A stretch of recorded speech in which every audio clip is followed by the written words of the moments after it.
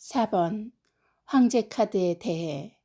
여행을 떠난 바보가 네 번째로 만난 사람은 황제였다.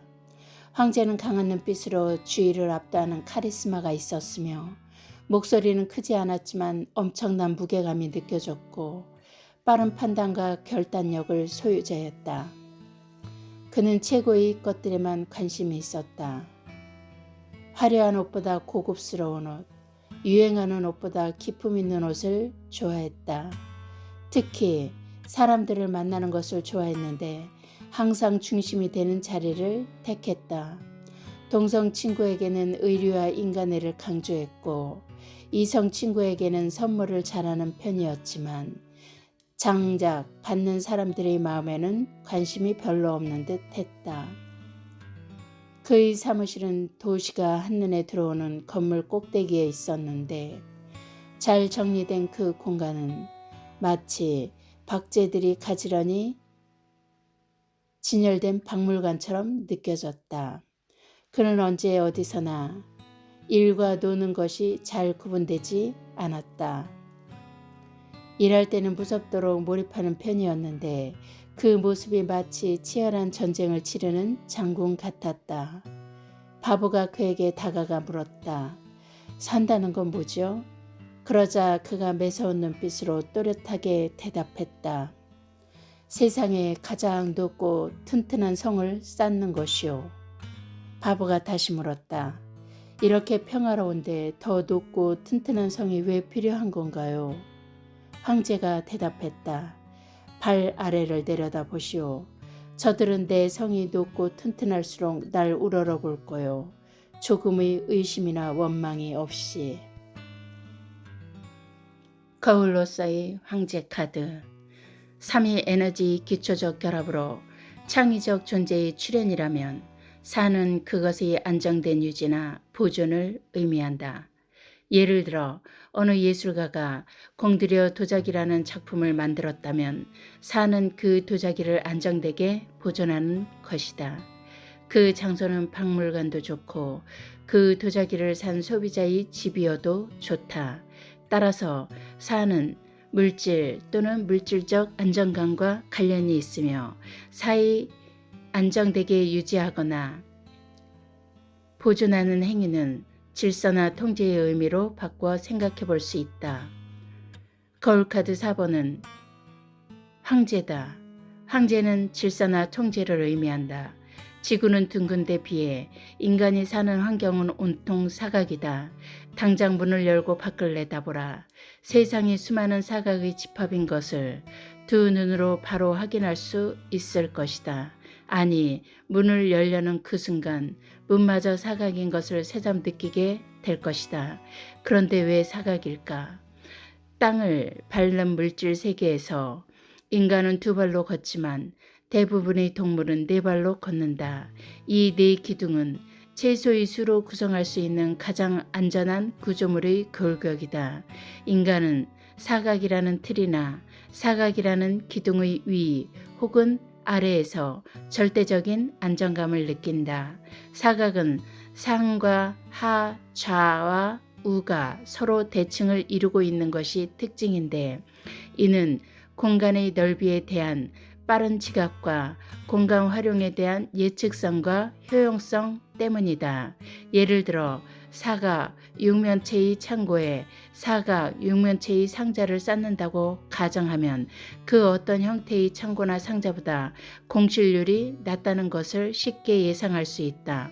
나아가 사각 창고나 상자의 경우는 재고 관리 시 개수를 세거나 계산하기 훨씬 쉬울 것이다. 계획도시 도로가 격자 모양이고 농지를 격자 모양으로 정리하는 것도 통제의 수월함을 목표로 한 것이다. 인간은 안정적 삶을 추구하는 경향이 있는데 안정된 삶은 안정된 공간을 바탕으로 한다. 하지만 우리가 사는 현실은 안정된 공간이 무한정 주어지는 것도 아니고 외부와 끊임없는 갈등 관계에 놓여 있으며 확보된 공간마저도 효율적 이용을 요구받는다. 따라서 공간이 좁아지면 좁아질수록 우리는 사각이라는 틀을 더욱 필요로 하게 된다. 이렇게 사각의 가치가 상승하고 이 사각을 소유하기 위해 서로 경쟁하느라 인간 삶의 피폐해지는 악순환이 반복되는 것이다. 현대인의 능력을 도형으로 나타낸다면 사각일지도 모른다. 현대인의 능력이란 6개의 사각으로 이루어진 큐브의 색깔을 맞추는 놀이와 같다. 아무리 흐트러져 있어도 한치 오차 없이 그것들을 완벽하게 안정된 형태로 정리정돈하는 재구성의 능력이 요구되기 때문이다.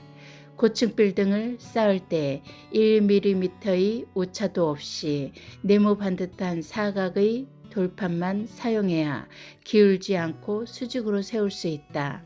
마찬가지로 직원은 사장에게 반듯하게 정리정돈된 자신의 실력을 각인시켜야 하며 사장 역시 직원을 분석하고 분류하여 상하 좌우 고르게 분포시키고 활용해야 한다. 이런 이유로 사각의 긍정적 역할은 질서, 안정된 구조, 완벽주의, 통치 예측 가능함 등이라 말할 수 있다. 하지만 이것이 과도하게 지속되거나 압박으로 작용하게 되면 정신적으로 부정적인 정서를 유발하게 된다. 경직됨, 권태, 무료함, 강박증, 비융통성 등이 바로 그것들이다. 만약 당신의 거울 카드가 4번 황제라면 당신은 겉으로 안정되거나 안정을 추구한다고 볼 수 있을 것이다. 그것이 아니라면 당신이 어느 조직의 중심 인물을 꿈꾸고 있거나 그런 잠재력이 있음을 말해준다고 볼 수도 있다. 중요한 것은 조직의 중심이든 아니든 간에 거울 카드로서 황제는 끊임없이 안정을 꾀한다는 것이다. 그렇기 때문에 자연스럽게 불안정과 돌발 변수에 대한 두려움이 생긴다. 이 불안정이나 돌발 변수는 어떻게 해야 할까? 안정의 반대말은 불안정이며 안정이 유지라면 불안정은 변화다. 따라서 안정이 유지되기 위해서는 당연히 불안정이 제거되어야 할 것이다. 바꿔 말하면 안정을 위해서 변화는 금물이라는 것인데 이 안정이 정체라는 생각이 드는 건 왜일까? 앞에서 안정의 과도한 지속은 경직됨, 비융통성, 권태, 무료함, 강박증 같은 부정적 정서를 가져온다고 했다. 말하자면 누구든 안정된 모습을 유지하려 할수록 그 안정이라는 압력에 돌발적인 에너지들은 짓눌리고 왜곡되며 그 압력을 분출하기 위한 구멍을 찾는데 그 모습이 바로 권태나 무료함인 것이다. 물 위에 떠있는 우아한 백조는 한없이 평화로워 보이지만 물 아래에서는 가라앉지 않기 위해 쉼없이 두 발을 움직여야 한다. 그 모습을 보면서 안정을 유지하는 것은 정체가 아니라 끊임없는 변화의 노력이라는 것을 쉽게 이해할 수도 있을 것이다. 연인이나 부부 사이에 변화를 줘야 권태기가 오지 않는다는 말도 안정을 깨라는 뜻이 아니라 안정을 지속하기 위해서 변화를 적극적으로 활용하라는 의미다. 사랑은 서로 크게 관여하지 않아도 될 때가 가장 위험하다는 말이 있다. 서로 싸우기라도 하면 미운 정이라도 들지만 서로 관여하지 않는다는 것은 상대가 없어도 불편하지 않다는 의미일 수도 있기 때문이다. 4번 거울 카드로서의 황제는 안정은 변화를 통해 지속되며 변화를 통해 좀 더 성숙한 안정으로 나아간다는 것을 우리에게 보여주고 있다. 황제 카드의 방어기제 1번 통제, 4번 황제는 여러 방어기제 중에서 통제와 관련지어 생각해 볼 수 있다. 통제는 자기애적 방어기제로 당면한 위험이나 불안 또는 스트레스로부터 스스로를 보호하기 위해 자신의 뜻대로 주변 환경이나 사건 또는 사람을 과도하게 조종하고 이용하려는 것을 말한다. 이 방어기제를 사용하는 사람은 자기 주장이 강하고 능동적이며 솔선수범하지만 타인을 무시하고 독단적으로 행동한다는 부정적 폐해가 있다. 통제의 이해는 주위에서 쉽게 찾아볼 수 있다. TV를 가까이서 보는 아이에게 부모가 눈이 나빠진다며 몇 미터 떨어져 보라고 명령하는 것, 사춘기 자녀의 공부를 위해 TV를 없애버리거나 컴퓨터 사용 기간을 제한하는 것, 자신이 못다 이룬 꿈을 자식에게 강요하는 것, 당구 게임에서 같은 편 친구에게 자기가 시키는 대로 공을 치라고 지나치게 간섭하는 것 등이 있다. 하지만 통제의 대상을 외부가 아닌 내부에서 찾게 되면 이는 스스로를 통제하게 되는 것으로 억압이라 할 수 있다. 억압 역시 방어 기제의 하나인데 자신의 불편하고 두려운 기억을 통제하고 억압하려 하지만 그런 상태를 오랫동안 유지하기 쉽지 않다. 따라서 그 불편하고 두려운 기억을 자신에게 유리한 상황으로 조작하는데 이를 합리화라고 한다. 조선의 역대 왕들 중에는 자신의 치적이나 왕권의 정당성을 위해 실록에 기록된 내용을 뜯어고친 경우가 있는데 이것이 바로 합리화다. 회화적으로 보면 황제 카드는 강력한 권위를 묘사하고 있다. 라이더 웨이트 덱에서 왕자를 장식하는 4마리 양과 앙크 십자가 그리고 둥근 보주는 왕의 강력한 권위를 나타낸다. 전제 군주제에서 왕권은 절대적이었는데 이는 국가관은 오로지 군주의 권력을 집행하는 기관에 불과하다고 보았기 때문이다. 따라서 왕의 통치는 정치적 행위 이전에 나홀로 국가 통제와 다르지 않았다. 만약 황제가 거울 카드로 나왔다면 나는 주변 사람이나 가족들을 믿지 못해서 그들에게 사사건건 잔소리를 하거나 가르치려 들지는 않는지, 또 남을 믿지 못해 다른 사람에게 시켜도 되는 것을 스스로 도맡아 하면서 필요 이상으로 에너지를 소모하지는 않는지 생각해 봐야 한다. 그리고 참는 것이 습관화되어 언제 폭발할지 모른다는 불안감에 휩싸여 있지는 않은지, 제한이나 권위 때문에 늘 자신의 약점을 합리화하는 데 골몰하지는 않는지 생각해 봐야 한다. 2번 부정.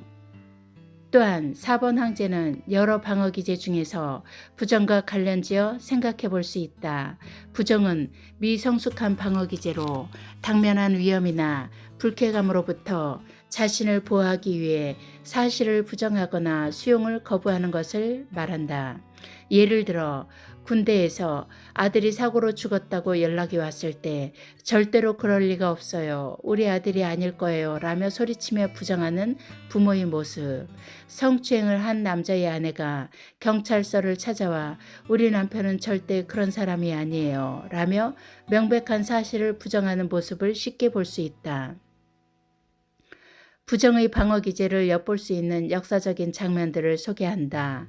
와신 상담이라는 고사성어는 섭에 눕고 쓸개를 씹는다는 뜻으로 복수를 하기 위해 온갖 괴로움을 참고 견디는 것을 말한다.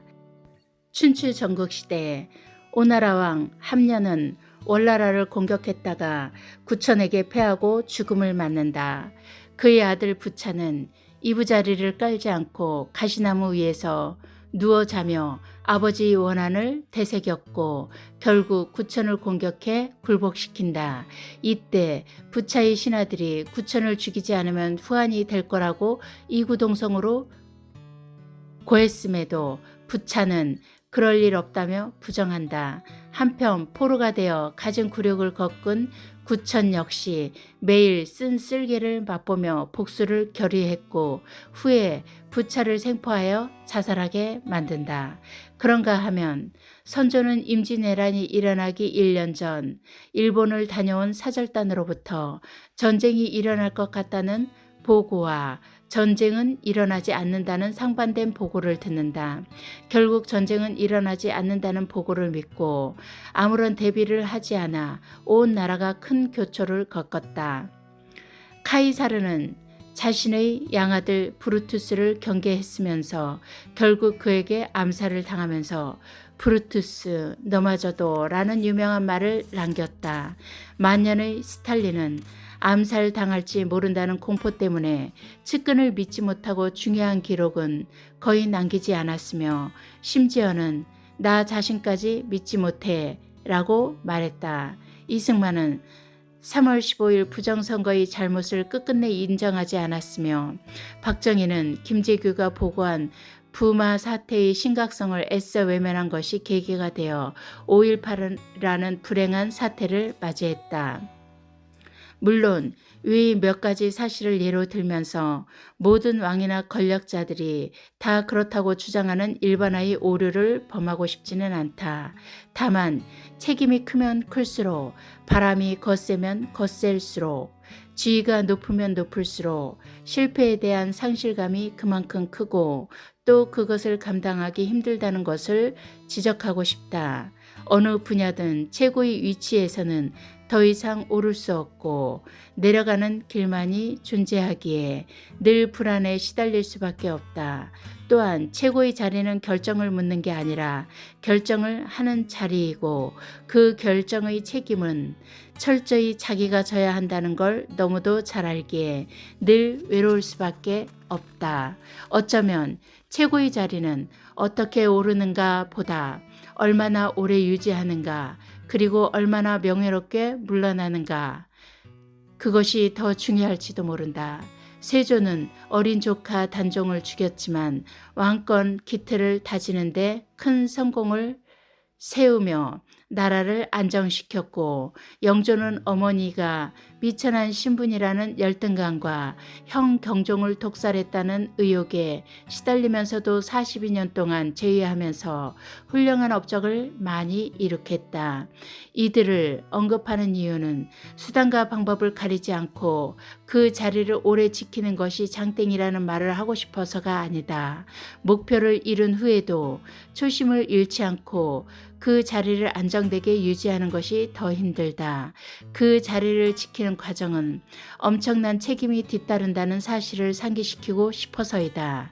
만약 황제가 거울카드로 나왔다면 과연 나는 현재의 성공을 지키고 싶은 마음에 주위의 충고로부터 귀를 닫은 채 애써 낙관적으로만 생각하지는 않는지 또는 내가 성공했다는 이유 하나만으로 나의 생각이 다 맞다고 상대는 다 그러다고 믿지는 않는지 그리고 나의 게으름이 원인이 되어 앞으로 힘든 일이 생길까 걱정되는데도 불구하고 그럴 리 없다고 회피하진 않는지 곱씹어볼 일이다.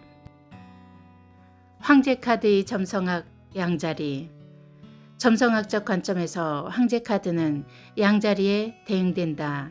그리스 신화에 따르면 이 양은 보이오타이의 왕 아타마스의 후처 이누가 전처의 두 아이 프릭소스와 헬레를 제물로 바치려 하자 전처 네펠레가 제우스에게 도움을 청하여 아이를 구출하기 위해 파견한 황금 양이다. 양자리는 2000년 전에는 춘분점에 위치하여 12별자리 중에 첫 번째 순서였지만 지금은 지구의 세차운동 때문에 춘분점이 물고기 자리로 이동했다. 양은 한 해의 시작이자 봄을 알리는 달로 양자리 기간은 3월 21일부터 4월 20일경이다. 황제 카드는 4마리의 양이 등장한다. 이 카드를 양자리와 연관 짓는 이유는 먼저 12별자리 중에서 가장 앞서 등장하는 별자리로서 처음 또는 으뜸이라는 의미가 1인자인 왕의 지위를 잘 설명해주기 때문이다. 두 번째는 왕의 인자함이나 관대함보다는 왕의 독선적이고 무모함을 좀 더 강조하고 있기 때문이다.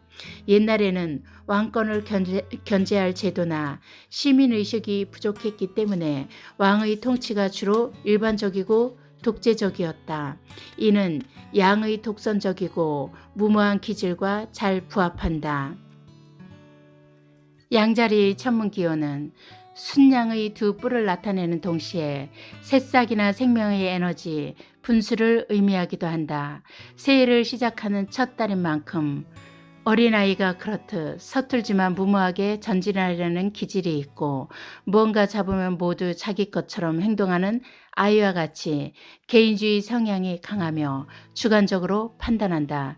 또한 천진난만하고 고집불통이며 억지 주장을 하는 것 역시 아이의 기질을 그대로 반영한 것이다. 실제로 양이나 염소는 순하지만 한번 화가 나면 죽을 때까지 앞으로 돌진할 정도로 용감하다 못해 무모하다. 특히 다음 그림에서 볼 수 있듯 양자리 지배성은 화성인데 화성 역시 창과 방패를 상징하는 기호처럼 전쟁을 나타내며 소흉성으로 불린다. 화성은 전쟁을 상징하는 만큼 파괴적이고 공격적이다. 따라서 화성은 그리스 신화 속의 군신 아레스 또는 아킬레스를 상징한다. 정리하면 점성학적 관점에서 황제 카드는 힘이나 무력으로 통치하는 독재자를 나타내는데 아이 같은 천진난만함이 있기 때문에 이 독재자와 상대할 때에는 칭찬으로 아이를 다루듯 살살 다루어야 한다. 만약 거울 카드로서 황제가 나왔다면 나는 당면한 문제를 지나치게 감정적으로 또는 용기만으로 해결하려 하는 건 아닌지, 나의 독단적인 생각으로 밀어붙이는 건 아닌지 생각해 봐야 한다. 황제 카드 상담 활용. 54세 여자. 명예롭게 퇴진하고 싶어요. 저는 광역시 학습지 회사에서 부장으로 일하고 있어요. 우리 지점에서 부장을 하다가 승진한 A 지점장과 함께 2, 3년은 정말로 잘 나갔어요. 이 지역의 다른 학습지 회사를 다 합해도 따라오지 못할 정도로 학생들이 많았거든요. 그렇게 잘 나간 저와 B 부장이 A 지점을 튼튼히 받쳐주고 있기 때문이었다고 봐요. 저와 B 부장은 정말 죽기 살기로 열심히 일했어요. 그 전에 있던 C 지점장이 회사보다 사람들 일에 관심이 많았고 직원들을 전부 갈라놓다시피 해서 일할 분위기가 전혀 아니었거든요. 본사에서 C 지점장을 명퇴시키고 당시 부장 셋 중에서 선임인 A 지점장을 임명하는 초강수를 뒀어요. 우리 셋은 C 지점장에게 정신적으로 시달렸기 때문에 서로 동지애도 있고 해서 잘해보자 열심히 한 거예요. 본사에서도 파이팅하라고 월급 외에 격려금도 줬어요. 그런데 A 지점장을 중심으로 뭉쳐 2, 3년 동안 잘 나가니까 또 다른 부장 D가 A 지점장과 알력 다툼을 하기 시작했어요. D 부장의 영업력이 출중했는데 A 지점장이 그 부장을 견제하기 시작한 거예요. 사내에서 자기보다 목소리가 점점 커지니 자존심도 상하고 위기감도 커진 거죠. 그러다 영업 전략 때문에 두 사람이 크게 다투었고 D 부장이 우리보다 규모가 좀 작은 학습지 회사의 지점장으로 가버렸어요. D 부장이 저랑 매우 친했기 때문에 그 사건 이후로 저는 A 지점장에게 견제를 당했고 새롭게 승진한 B 부장만을 현재 지점장이 싸고 돌다 보니 저 역시 활력이 매우 떨어져 버렸어요. D 부장 사건이 있은 후 최근 몇 년 사이에 우리 지점 학생이 5분의 1로 줄었어요. 물론 경제가 나쁜 것도 하나의 이유겠지만요. 문제는 본사에서 우리 지점을 손보고 싶어 한다는 거예요. 현재 A 지점장이 그만두든지 지점장은 그대로 두고 부장을 다 바꾸든지 고민하는 것 같아요. 만약 부장을 바꾼다면 제가 유력해요. B 부장은 저보다 7살이나 어리거든요. 요즘 잠이 안 와요. 전 정년퇴직을 원해요. 이 회사에서 평생을 바쳤는데 물론 잘리면 동종업계로 갈 수도 있지만 그건 굉장히 자존심 상하는 일이에요. 이 시점에서 잘리는 걸 도무지 받아들일 수가 없어요. 그래서 매일 밤 불면증에 시달려요. 가끔 잘리면 어때? 안 되면 마트 계산원이나 하지 뭐. 했다가도 금세 또 잘릴까봐 불안에 시달려요.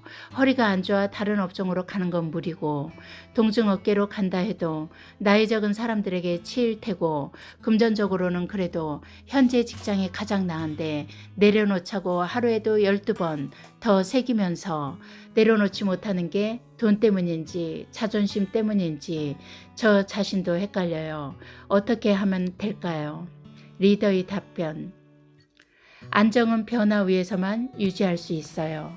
거센 물살을 거슬러 오르는 물고기가 더 강해지든 말이죠. 변화를 받아들이세요. 당신이 불안해하는 이유가 단지 돈이나 자존심 뿐일까요? 그것 말고도 친숙한 사람들, 정들고 익숙한 지역, 그동안 열정을 바쳤던 곳, 좋든 싫든 추억이 어린 곳에 대한 아쉬움이 클 것입니다. 또 그만두면 낯선 직장에서 낯선 사람들과 일해야 한다는 두려움, 그곳에서 얼마나 능력을 발휘할 수 있을까 하는 걱정 등이 불안의 원인일 것입니다. 하지만 영원한 안정이라는 게 있을 수 있을까요? 생전에 순환을 당한 것도 모자라 죽어서까지 부관 참시를 당한 역사 속 인물들을 보면 영원한 안정이란 없는 것 같습니다. 하지만 먹고 자고 입고 싸야 하는 엄연한 현실에서 우리는 안정의 물질적 조건에 좌우되고 있음이 확실해 보입니다. 돈으로 환산할 수 있는 명예나 지위나 권력을 당신이 얼마나 확보할 수 있는가에 따라 불안감의 크기도 달라지겠죠. 그럼 얼마나 많은 돈을 가져야 불안감이 해소될까요? 당신은 명예롭게 퇴진하고 싶어요를 구호처럼 내걸고 있고 자존심을 상하고 싶지 않으며 현재의 직장이 유리하다는 걸 강조하고 있는데 다음과 같이 정리할 수 있을 것 같습니다. 첫째, 지금 직장에서 정년퇴직을 하고 싶고 둘째, 욕심이 있다면 지점장으로 승진하고 싶다는 속마음인 거죠. 우선 정년퇴직에 대한 희망은 본사에서 결정하는 것이니 보장될 수 없는 것이고 또 지점장 승진도 그리 낙관적으로 보이지는 않는군요. 그것보다 더 부정적이고 위험해 보이는 것은 대안이 없다는 것은 둘째치고 자신감이 너무 없다는 점이에요. 어떤 경우에도 부정적인 생각보다 긍정적인 생각이 더 나은 결과를 가져온다는 것을 감안하면 당신이 마음을 고쳐먹지 않는 한 외부의 어떤 변화도 자신감으로 연결되기는 어려워 보입니다. 즉, 외부 사정이 달라진다고 결과가 긍정적으로 흘러갈 거라는 기대는 대박을 바라는 것만큼이나 현실성이 없습니다. 그러니 당신의 자신감만이 외부에 대처하는 힘입니다.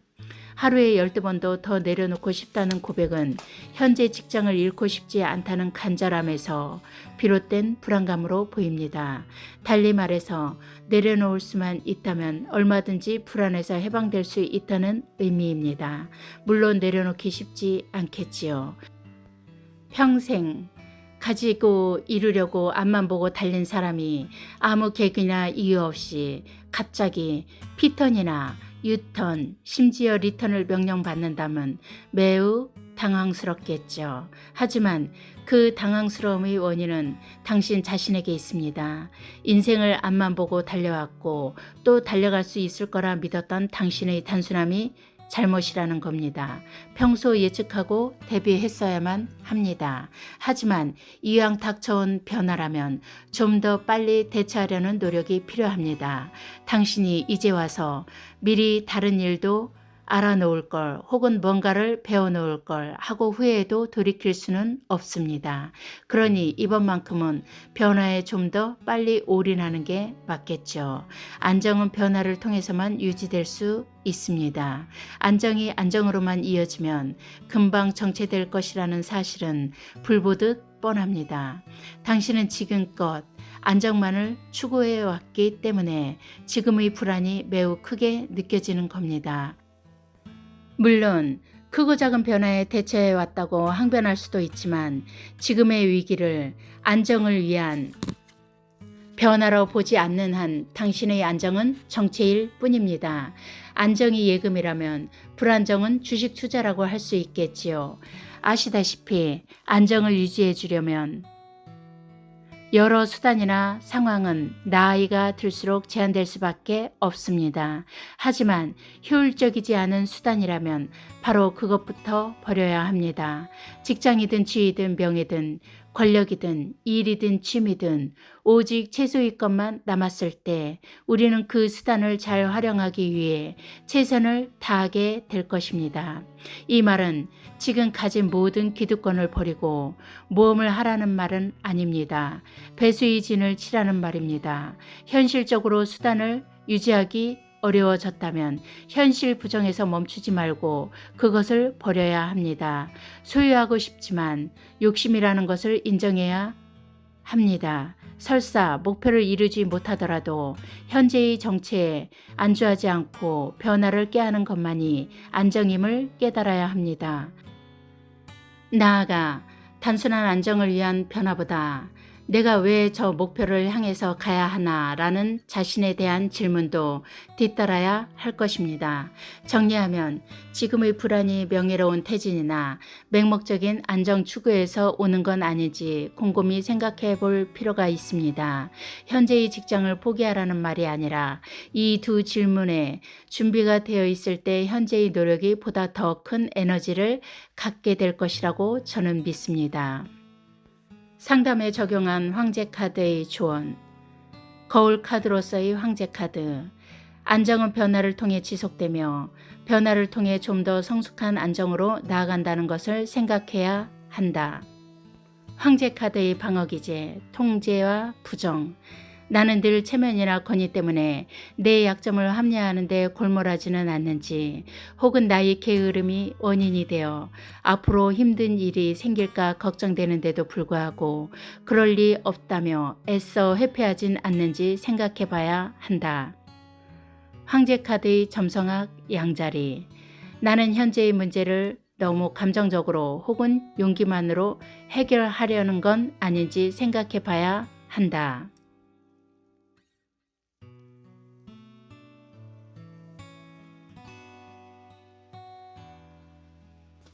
4번 황제 카드 마무리. 다음 편은 5번 교양이 되겠다.